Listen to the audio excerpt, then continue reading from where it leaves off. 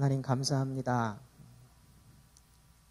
민족의 명절 설 연휴를 주님의 은혜 가운데 잘 지내고 이 시간 거룩한 안식일, 거룩한 주일을 맞이해서 공동체가 함께 주님 앞에 나와 찬양을 올려드리고 말씀을 듣고 마음을 모아 기도하게 하시니 감사를 드립니다.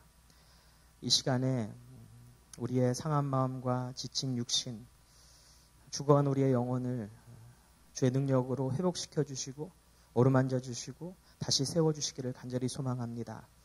특별히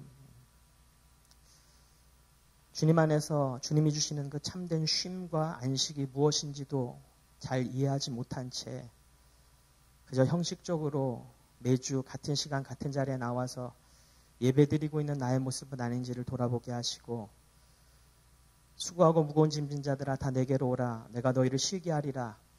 주님이 말씀하시는 그 주일 성수의 의미를 우리가 다시 한번 마음에 새기는 그런 복된 예배가 될 수 있도록 이 시간 우리와 함께하여 주시옵소서. 예수님의 이름으로 기도합니다. 아멘.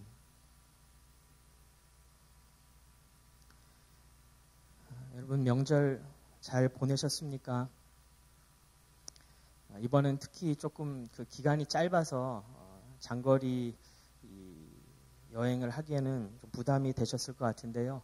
명절마다 찾아오는 것이 명절 스트레스 혹은 명절 증후군이라고 그러더라고요. 참 안타깝게도 여러 조사 결과들을 보면 명절 직후에 자꾸만 이 가정 불화로 인한 그런 사건들이 접수가 되고 또 명절 직후에 이혼 소송 신청들이 자꾸만 늘어나는 것을 우리가 발견하게 됩니다. 그래서 아주 재밌는 그런 신문 기사를 봤는데요. 정신건강의학 전문가들이 말하는 그런 명절 10계명이라는 게 있습니다. 명절 스트레스를 덜 주고 덜 받는 비결 몇 가지만 소개를 해드리자면 첫 번째는 열린 질문을 하자. 명절에 가족들이 모였을 때 그냥 yes or no 빤한 대답들을 할 수 있는 그런 질문하지 말고 너 대학 붙었냐? 취업했냐? 이런 것들 물어보지 말고 좀 자기의 생각과 자기의 마음을 나눌 수 있는 열린 질문. 요즘 어떻게 지내니? 또 충고를 빙자한 비난은 삼가자. 너 그렇게 취업 준비해가지고 직장 얻겠냐? 이런 거 하지 말라 그러고요. 그리고 가족 간에 명절 노동을 나누자. 설거지 좀 나눠하고 음식 준비 좀 나눠하고 비교하지 말자. 우리 누구누구는 벌써 한글 뗐는데 쟤는 왜 저래? 그리고 수고를 인정하고 고마움을 표현하자. 그거 뭐 달랑 하루 왔다 가면서 뭐 이렇게 피곤해 이게 아니라 운전하느라고 고생했지. 근데 제가 쭉 그 10가지를 봤는데 제 마음에 싹 들어오는 그 계명이 하나 있었는데요. 이거였습니다. 단톡방 명절 인사는 자제하자. 단톡방 명절 인사는 자제하자. 왜냐 보니까 단체 카톡방에서 좋은 뜻으로 건넨 인사가 누군가에겐 스트레스가 될 수 있다. 가족들이나 회사 동료들을 불러 모은 단체 카톡방에서 명절 인사는 자제하자. 모두가 쉬고 싶은 연휴 기간에는 단톡방도 쉬게 하자. 많이 찔리더라고요. 여러분 모두가 쉬고 싶은 연휴 기간인데요. 다들 잘 쉬셨습니까? 사람은 누구나 다 쉬고 싶어 합니다. 그리고 쉬어야 되지요. 왜냐하면 하나님이 그렇게 우리를 만들어 놓으셨기 때문이지요. 창세기 1장과 2장에 보면 하나님께서 태초를 만드실 때 6일 동안 모든 것을 만드시고 7일째 하나님 당신이 쉬셨습니다. 그 창조 원리와 창조 질서를 따라서 우리 사람뿐만이 아니라 세상의 모든 피조물들은 쉼을 누려야만 합니다. 그래서 하나님은 이스라엘 백성에게 그 주신 10계명을 통해서 이 쉼과 안식의 중요성을 강조하고 각인시키셨죠. 우리 출애굽기 20장 9절과 10절과 11절을 보면 너희는 엿새 동안 모든 일을 힘써 하여라. 그러나 이렛 날은 주 너희 하나님의 안식일이니 너희는 어떤 일도 해서는 안 된다. 내가 엿새 동안 하늘과 땅과 바다와 그 안에 있는 모든 것을 만들고 이렛 날에는 쉬었기 때문이다. 나아가서 31장에 가보면 안식일을 더럽히는 사람, 안식일에 일을 하는 사람은 죽여버려야 된다고까지 하나님이 강하게 나오십니다. 그래서 우리는 이렇게 일주일의 하루를 거룩하게 구별해서 쉽니다. 학업, 직업, 사업 이런 것들 잠시 내려놓고 예배를 드리죠. 그렇다면 지금 여러분들에게 질문합니다. 이렇게 우리가 주일마다 예배당에 나와서 예배를 드리고 나면 설 연휴 기간에도 이 시간을 놓치지 않고 이 자리에 나와서 이렇게 예배를 드리고 나면 우리는 정말 안식일을 지킨 것이 됩니까? 우리는 정말 주일 성수를 한 것이라고 말할 수 있습니까?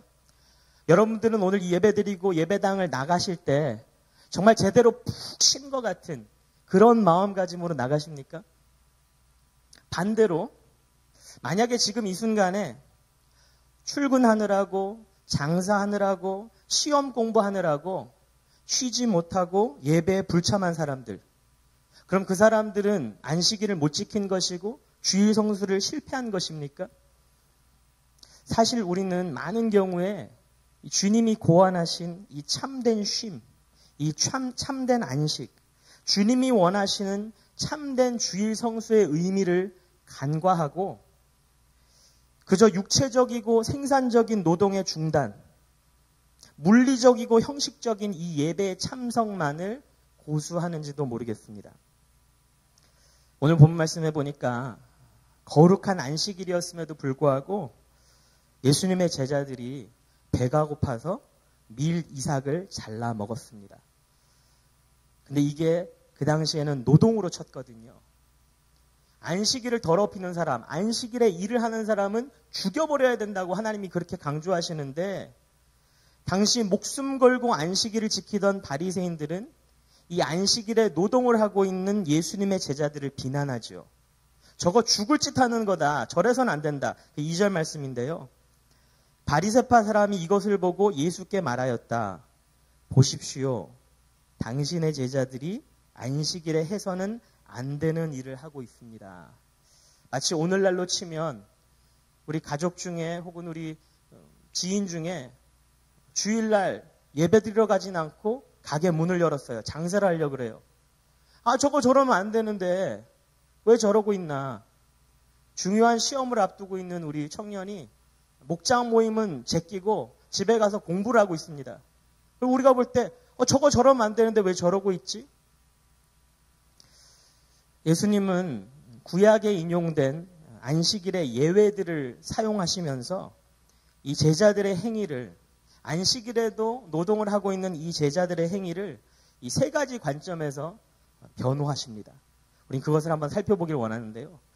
첫 번째로 무슨 관점에서 바라보시냐면 한번 따라해 볼까요? 왕의 관점. 제가 전에 한번 나눈 적이 있는지는 모르겠습니다만은 제가 중학생 시절 때 고모님 밑에서 자랐거든요. 저희 고모님은 굉장한 그런 열정적인 기독교인이셨어요. 그래서 그 당시 저는 예수님을 인격적으로 만나지 못할 때였는데 뭐 당장 집에 주인이고 먹을 거 책임져 주시고 따뜻한 잠자리 제공해 주시는 분이 너 일요일 날 예배 안 드리면 쉽게 말해서 죽는다 이렇게 나오시니까 할 수 없이 끌려갔거든요. 그래서 정말 일요일 날 예배를 안 드리면 하늘이 무너지는 줄 알았습니다. 그런데 아직도 기억하는 것이 중학교 1학년 때였던 것 같아요. 매주 일요일 아침에 1,000원짜리를 주시면서 이거 헌금하고 예배 드리러 오라고 그렇게 말씀하셨는데 저희 고모님이 제가 처음으로 그 예배를 제낀 날, 처음으로 정말 간이 배 밖에 나와서 그 헌금하라고 주신 1,000원 가지고 교회 앞에서 발걸음을 돌려서 오락실을 향했거든요. 그래서 그 1,000원을 가지고 오락을 신나게 했는데 그날을 잊을 수가 없습니다. 내가 내 의지로 그 1,000원을 가지고 발걸음을 돌려서 오락실에 갔음에도 불구하고 오락을 시작하는 순간부터 불안한 거예요. 정말 하늘이 무너지는 줄 알고. 그리고 제가 그 버추얼 스트라이커라고 하는 축구 게임을 참 잘했는데 그건 하고 있으면 옆에 사람들이 이제 도전을 할 수 있거든요. 연결한다 그러는데. 누가 한 사람 도전하려고 이 100원, 200원 넣을 때마다 마음속으로 불안한 거죠. 야, 드디어 하나님은 잡으러 오셨구나. 이 사람을 보내신 거구나. 진짜로 세상 끝나는 줄 알았어요. 그 두려움, 그 공포, 그 속에서도 계속해서 오락을 하고 있는 이 미련함. 아직까지도 기억하거든요. 여러분, 사무엘상 21장에 보면 다윗이 이스라엘의 왕이 되기 전에 이 선왕이었던 사울의 시기와 핍박을 피해서 이제 도망다니기 시작할 때 그 일행이 노비란 곳에서 제사장 아히멜렉을 만나거든요. 이제 막 도망쳐 나왔습니다. 먹을 게 없어요. 너무 배가 고파요. 그래서 이 제사장에게 물어보죠. 먹을 것 좀 있냐고. 지금 너무너무 우리 일행이 배가 고파 죽겠다고. 그랬더니 이 제사장이 뭐라 그러냐면 지금 줄 수 있는 음식은 아무것도 없는데 딱 하나. 제사장들만이 먹을 수 있는 떡이 있다. 빵이 있다. 이거는 율법적으로 제사장들만 먹게 돼 있거든요. 이거 제사장이 아는 사람이 먹으면 하나님 앞에 불순종하는 거예요. 벌 받는 거예요. 그런데 제사장이 이 배고픈 다윗의 일행들을 살리기 위해서 그것을 줍니다. 그런데 그 다윗이 간이 배 밖에 나왔죠. 그걸 덥석 먹어버립니다. 그 사건을 지금 예수님이 끄집어내시면서 뭐라 그러시냐면 3절과 4절 말씀. 예수께서 그들에게 말씀하셨다. 다윗과 그 일행이 굶주렸을 때에 다윗이 어떻게 했는지를 너희는 읽어보지 못하였느냐? 다윗이 하나님의 집에 들어가서 제단에 차려놓은 빵을 먹지 않았느냐? 그것은 오직 제사장들밖에는 자기도 그 일행도 먹어서는 안 되는 것이었는데 말이다. 여러분, 다윗이라고 하는 이 인물은 이스라엘 역사상 가장 위대한 왕이었고 통치자였고 나라와 백성을 다스리는 왕권의 상징이었거든요. 그런데 그런 다윗도, 그런 위대한 왕도 예외적으로 율법을 어겼다는 것입니다. 여러분, 혹시 지금 이 자리에 나와 계신 이유가 마치 제가 중학생 시절에 이거 예배 드려가지 않으면 하늘이 무너질 것 같아서, 혹은 이거 예배 드리지 않으면 내가 마땅히 받아야 될 하나님의 복을 못 받을 것 같아서 그런 두려운 마음이나 찝찝한 마음 때문에 이 자리에 나와 계시진 않습니까? 마치 내가 이거 안 하면, 하나님이 주신 계명 하나 안 지키면 그 자리에서 바로 몽둥이 꺼내가지고 혼내시는 하나님, 이거 내가 제대로 안 하면 그만큼의 축복을 빼앗아 가시는 하나님, 그런 어떻게 보면 속된 말로 쪼잔한 하나님, 그 하나님을 믿기 때문에 나와 계시진 않습니까? 예수님 말씀하시는 거예요. 그런 거 아니라고. 두 번째로 예수님이 우리에게 어떤 관점에서 이 안식일을 설명해 주시냐면, 한번 따라해 볼까요? 제사장의 관점. 여러분, 명절 직후에 아까 말씀드렸듯이 이혼을 신청하는 그 케이스들이 계속 증가하고 있다는데요. 청와대 국민청원 게시판에 보면 이런 청원들이 올라온다고 합니다. 제사를 없애주세요. 제사를 없애주세요. 뭐 신앙 좋은 그리스도인들이 우상숭배하기 싫어서 올리는 글이 아니고요. 오히려 그랬다면 잘못된 방법이겠죠. 남편도 기억 못하는 조상을 위해서 제사상을 차리고 그 많은 설거지를 해야 하나? 이런 분들이 올린다는 거예요. 제사를 없애달라고. 그러면 제사는요, 노동입니다. 제사는 노동 그 자체예요.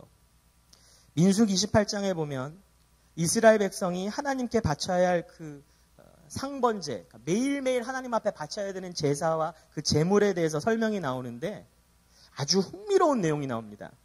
민수기 28장 10절에 보면 안식일에는 날마다 바치는 번제와 부어드리는 제물 외에 안식일 번제를 따로 바쳐야 한다.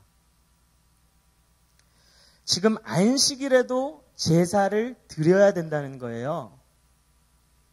그런데 십계명을 처음 주실 때 안식일은 쉬라고 말씀하셨거든요. 안식일을 더럽히는 사람, 안식일에도 일을 하는 사람은 죽여버려야 된다고 말씀하셨거든요. 그런데 이제 와서는 안식일에도 하나님 앞에 제사를 드려야 된다고 말하고 있는 거지요. 안식일에는 어떤 일도 하지 않고 쉬어야 되는데 그럼 그 제사에 필요한 그 노동, 그 노동력 어디서 구했겠습니까? 당연히 제사장들이 맡았거든요.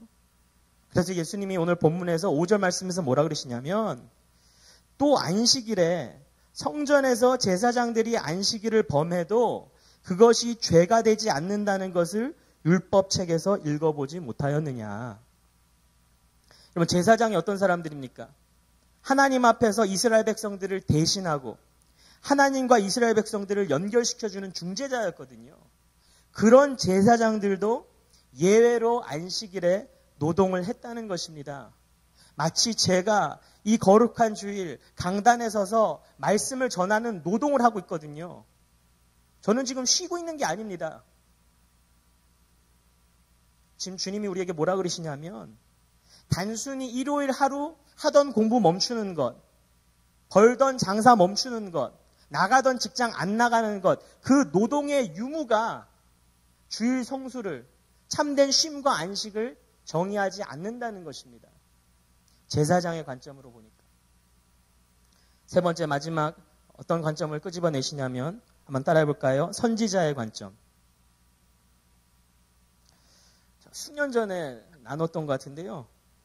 미국에 있는 아주 유명한 그 패스트푸드 프랜차이즈 중에 제가 가장 좋아하는 프랜차이즈가 있습니다.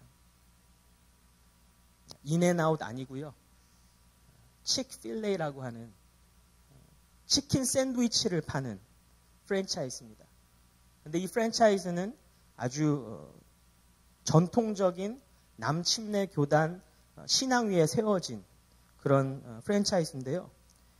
이 프랜차이즈는 그 창업주의 신앙에 따라서 돌아가셨는데 트루엣 캐티라고 일요일은 무조건 쉽니다.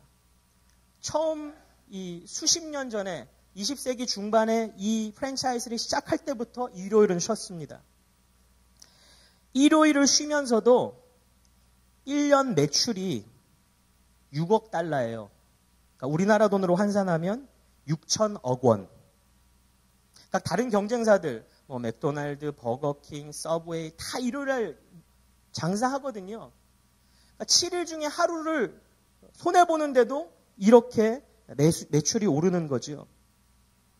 그런데 이분이 그리고 이 회사가 자기 웹사이트에 공개적으로 우리가 일요일날 문을 쉬는 이유에 대해서 이렇게 써놨습니다. 직원들이 충분한 가족 시간을 보낼 수 있도록 우리는 쉽니다. 그러니까 가족의 중요성을 굉장히 강조하는 기업인데요. 직원들이 그 소중한 가족과 충분한 시간을 가질 수 있도록 우리는 일요일날 문을 열지 않습니다. 그러니까 우리 지난주 말씀처럼 우리는 세상에 나가서 뱀같이 지혜롭고 비둘기같이 순전하라고 예수님이 말씀하셨는데 이게 바로 그런 케이스죠. 그냥 우리 신앙이, 우리 믿는 하나님은 일요일날 일하지 말라고 하십니다. 그러니까 우리는 그 신앙에 따라서 문 닫습니다. 마치 우리는 신앙에 따라서 그 주시는 술 안 받겠습니다. 그냥 이렇게 무차별적으로 밀어붙이는 게 아니라 우리는 가정의 소중함을 너무나 귀하게 여기는 단체인데 우리 직원들도 일요일날 하루는 좀 쉬어야 되지 않겠습니까? 가족들과 시간을 보내기 위해서. 그렇게 지혜와 순전함을 동시에 잡는 그런 기업인데요. 이것은 이 창업주의 하나님 사랑. 난 일요일은 하나님 앞에 예배드려야 된다. 그리고 두 번째, 이웃 사랑. 직원들을 향한 그 긍휼의 마음, 그 자비의 마음에서 비롯된 것이거든요. 예수님이 지금 그것을 들춰내고 계시는 거예요. 7절 말씀. 나는 자비를 원하고 제사를 원하지 않는다 하신 말씀이 무슨 뜻인지 알았더라면 너희가 죄 없는 사람들을 정죄하지 않았을 것이다. 지금 호세아서 6장에 나오는 구약의 선지자 호세아의 말씀을 지금 예수님이 인용하시는데요. 하나님이 원하시는 것은 주일마다 이렇게 나와서 형식적으로 습관적으로 드리는 이 예식이 아니라는 겁니다. 오히려 자비라는 겁니다. 그런데 여기서 자비를 영어로 보면 컴패션이거든요. 컴패션. 컴이라고 하는 단어와 패션이 합쳐진 합성어인데 컴, 함께한다. 패션. 패션 오브 더 크라이스트. 예수님의 순환이지 않습니까? 하나님의 고통, 하나님의 고난, 하나님의 순환, 하나님의 마음을 함께 하는 것. 그래서 하나님의 눈에 비친 내 이웃들을 바라보고, 하나님의 눈에 비친 지금 이 사회를 바라보고, 하나님의 눈에 비친 이 세상을 하나님의 마음으로 함께 아파하기도 하고, 함께 기뻐하기도 하고, 함께 공유하는 그 자비, 그 컴패션. 그것이 이 주일 성수를 통해서 하나님이 기뻐하시는 모습이지, 그냥 단순히 이 자리에 와서 1시간, 1시간 반 시간 때우고 간다고, 그게 안식일을 지키는 게 아니라는 것이지요. 하나님이 원하시는 참된 쉼, 하나님이 원하시는 참된 안식, 하나님이 기뻐하시는 참된 주일 성수는 지금 이런 예배 그 자체가 아니라 이웃의 고난을 함께 바라보고 함께 아파하고 함께 공유하는 긍휼의 마음입니다. 지금 한창 바쁠 때니까, 지금 우리 피크 시즌이니까 1년치 그 매상을 지금 다 뽑아내야 되니까, 손님들이 끊이지 않고 몰려오니까 너 휴일도 좀 반납하고 너 연차도 포기하고 좀 와서 일 좀 해라.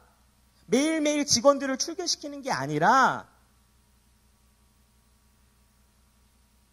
우리 직원들도 쉼이 필요하고 가족들과의 시간이 필요한 존귀한 생명체라는 것을 인식하고 그들의 필요를 공감하는 그 긍휼의 마음으로 일주일에 하루 문을 닫는 것. 그것이 주일 성수라는 거죠. 이렇듯 오늘 본 말씀에서 예수님이 가르쳐 주시는 안식일과 주일 성수, 쉼과 안식, 그 참된 의미는 율법 토시 하나 어기지 않고 지키는 것이 아닙니다. 잠시 육체적인 노동이나 물리적인 생산을 멈추는 것도 아니고요. 습관적으로 참여하는 이 형식적인 예배도 아닙니다. 그렇다면 오늘 우리는 이 거룩하고 복된 주일, 어떻게 하면 하나님이 기뻐하시는 이 참된 쉼과 안식을 누리면서 진정한 주일 성수에 성공할 수 있을 것인가?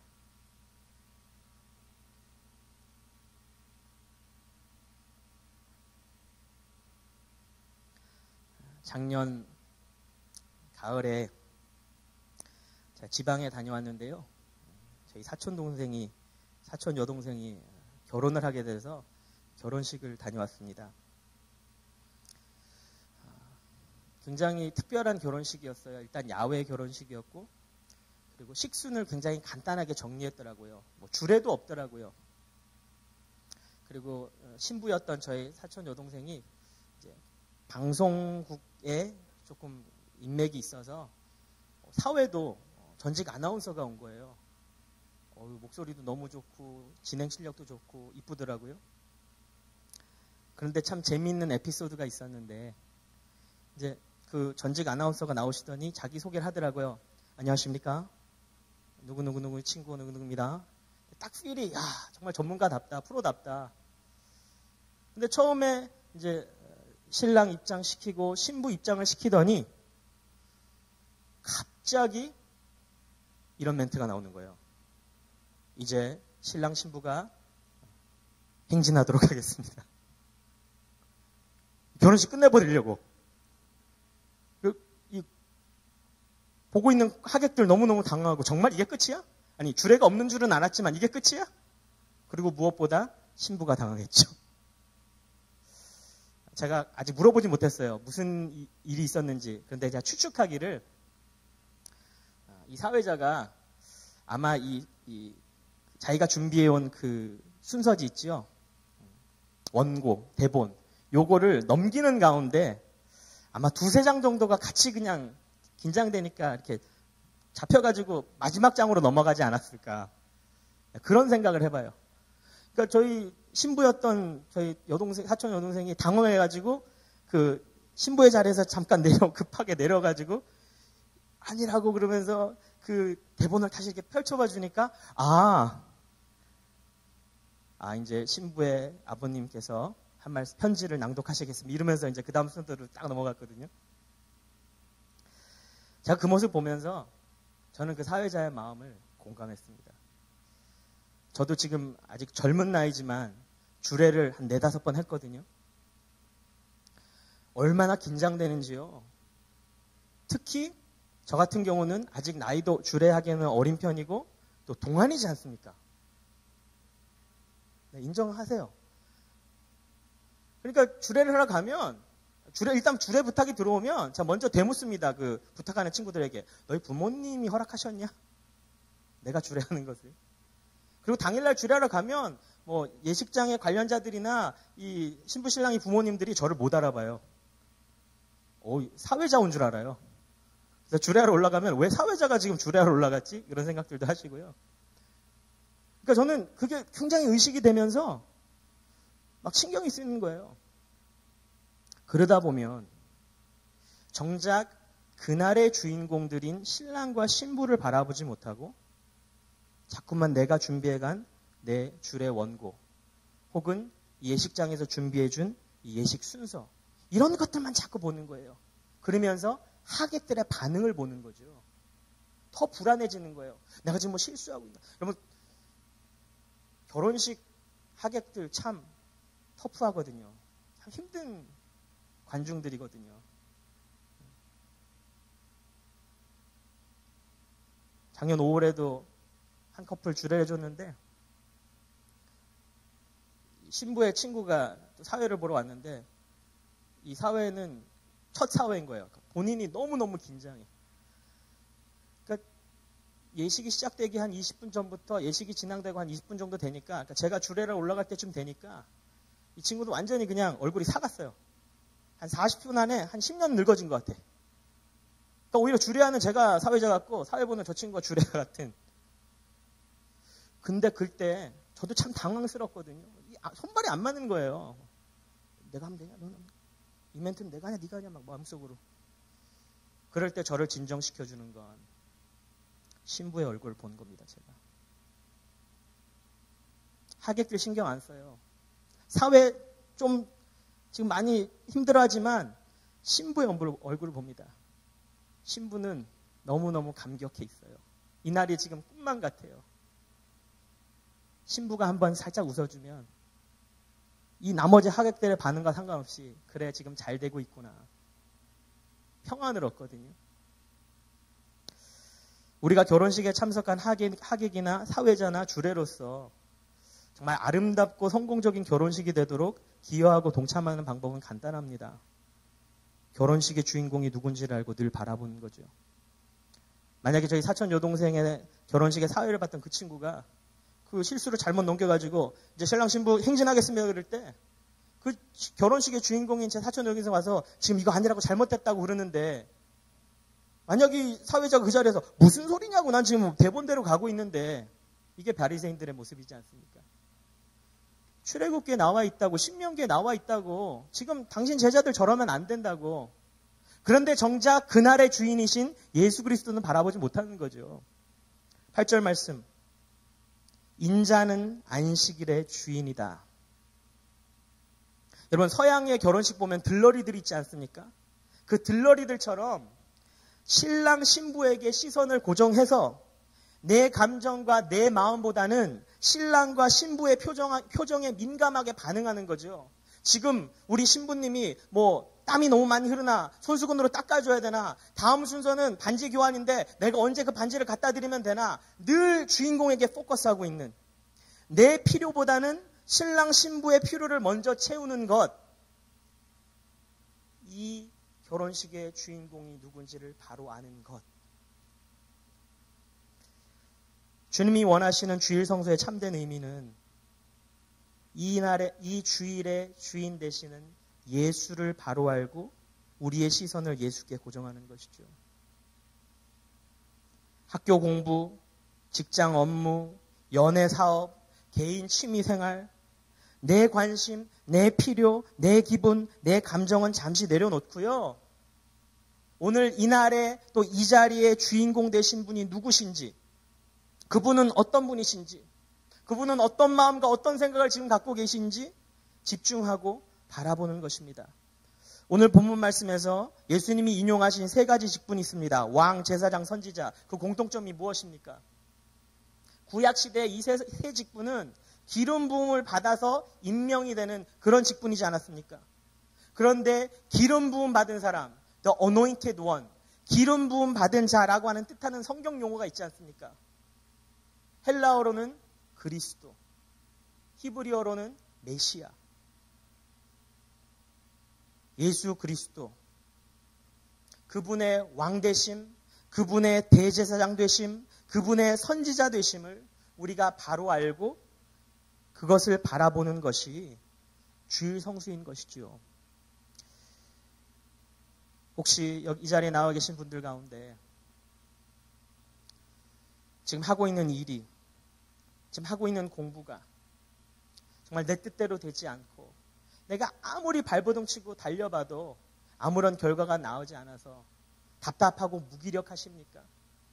그래서 일주일에 하루 쉬는 것조차도 여유가 생기지 않고 그 남은 하루라도 정말 내 힘으로 어떻게 해봐야 마음이 편할 것 같은 그런 마음가짐으로 여기 나오셨습니까? 마태복음 12장 42절에 보면 우리가 이번 주에 묵상한 구절인데요. 심판 때에 남방 여왕이 이 세대와 함께 일어나서 이 세대를 정죄할 것이다. 그는 솔로몬의 지혜를 들으려고 땅끝에서부터 찾아왔기 때문이다. 그러나 보아라, 솔로몬보다 더 큰 이가 여기에 있다. 이스라엘의 그 어떤 왕보다 크신 예수 그리스도가 우리를 다스리시고 우리를 보호하시는 만왕의 왕이십니다. 내가 내 힘으로 일주일에 하루, 이 주일까지도 열심히 달리는 것보다 만왕의 왕 대신 나의 주권자 되시는 예수 그리스도 앞에 무릎으로 1시간 기는 것이 훨씬 더 빠른 길인 줄로 믿으시기를 주님의 이름으로 축복합니다. 혹시 여기 나와 계신 분들 중에 내가 요즘에 신앙생활이 너무 형편이 없어서 하나님과의 관계가 전혀 지금 존재하지 않고 정말 기도해도 응답도 없고 찬양을 불러도 말씀을 들어도 아무런 감격이 없다. 정말 내 삶 가운데 하나님의 인재를 내가 경험할 수 없다. 그런 답답하고 메마른 심정으로 나오셨습니까? 오늘 본문 6절에 보면 내가 너희에게 말한다. 성전보다 더 큰 이가 여기 있다. 이스라엘의 그 어떤 성전보다, 이스라엘의 그 어떤 제사장보다 훨씬 더 크신 예수 그리스도가 우리의 죄를 대속하고 우리를 하나님과 화목하게 하신 우리의 대제사장이십니다. 그 대제사장을 의지해서 우리의 죄를 자백하고 그분 앞에 기도와 간구로 나아갈 때에 모든 지각 위에 뛰어난 하나님의 평강이 우리의 대제사장 예수 그리스도 안에서 우리의 마음과 생각을 지키고 보호하실 줄로 믿으시기를 주님의 이름으로 축복합니다. 여기 나와 계신 분들 가운데에 나는 지금 큰 결정을 내려야 되는데 내 인생 어떻게 살아야 될지, 진로 어떻게 잡아야 될지, 이거 어떻게 해결해야 될지 전혀 감을 못 잡겠다. 나아갈 길이 뭔지 모르겠다. 혼란스럽다. 방황하고 있다. 마태복음 12장 41절에 보면 심판 때에 니누의 사람들이 이 세대와 함께 일어나서 이 세대를 정죄할 것이다. 니누의 사람들은 요나의 선포를 듣고 회개하였기 때문이다. 그러나 보아라, 요나보다 더 큰 이가 여기에 있다. 이스라엘의 그 어떤 선지자보다 크신 예수 그리스도가 성육신하신 말씀의 본체로서 우리의 삶을 향한 하나님의 뜻, 하나님의 마음을 이 하나님의 말씀으로 계시하여 주시는 우리의 선지자이십니다. 오늘도 주님은 우리 안에 내주하시는 성령의 역사를 통해서 이 선포되는 말씀을 들을 때, 우리가 주일 성수한답시고 이 자리에 나와서 하나님의 말씀을 들을 때에 우리를 향한 하나님의 마음, 하나님의 뜻, 하나님의 계획을 성령의 조명으로 말미암아 보여주시는 줄로 믿으시기를 주님의 이름으로 축복합니다. 우리 사랑하는 사교회 성도 여러분, 왕보다 크신 예수 그리스도의 주권을 우리가 신뢰할 때, 제사장보다 크신 예수 그리스도의 사역을 우리가 의지할 때, 선지자보다 크신 예수 그리스도의 계시를 우리가 묵상할 때, 바로 그때 수고하며 무거운 짐을 진 사람은 모두 내게 오너라. 내가 너희를 쉬게 하겠다. 나는 마음이 온유하고 겸손하니 내 멍에를 메고 나한테 배워라. 그리하면 너희는 마음의 쉼을 얻을 것이다. 주님 안에서 참된 쉼을 누리는 이 복된 안식일이 되시기를 주님의 이름으로 축복합니다.